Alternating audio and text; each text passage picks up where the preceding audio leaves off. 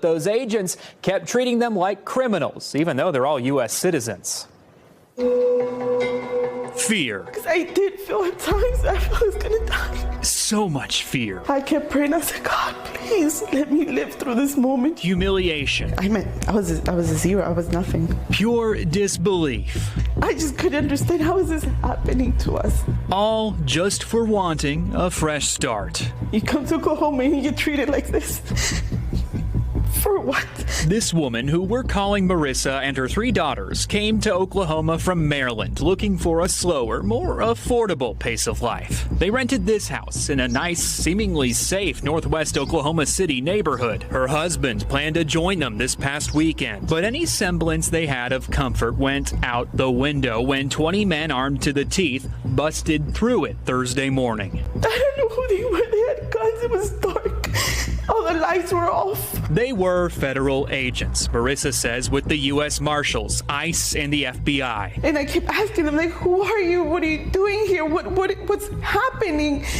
And they said, we have a warrant for the house. They ordered Marissa and her daughters outside into the rain before they could even get dressed. They wanted me to change in front of all of them, in between all of them. The thing is, the suspect names on that search warrant were not Marissa's or anyone in her family's. They were, however, names listed on mail still arriving at the house. Former residents, perhaps. We just moved here from Maryland. We're citizens.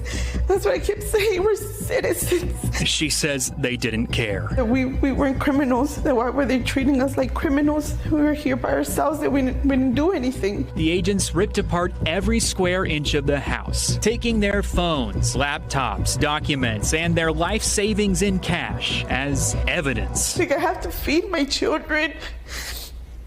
I'm gonna need gas money. I need to be able to get around. Like, how do you just leave me like this, like an abandoned dog? And when they left, they told her something. I know it was a little rough this morning.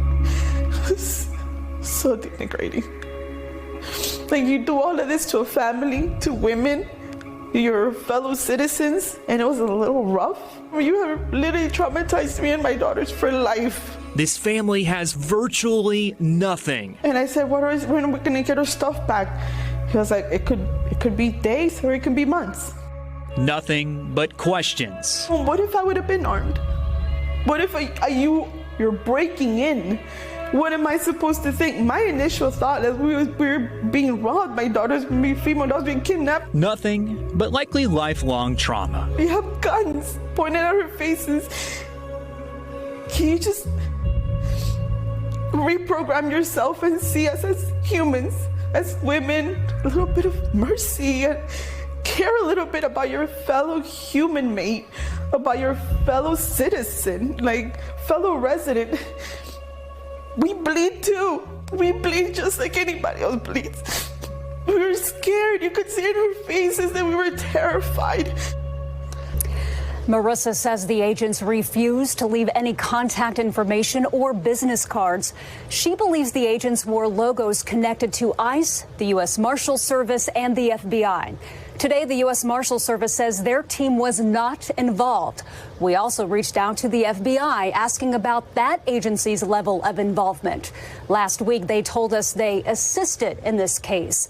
Late this afternoon, they told us they were not on the scene. They told us to contact Homeland Security, so we did.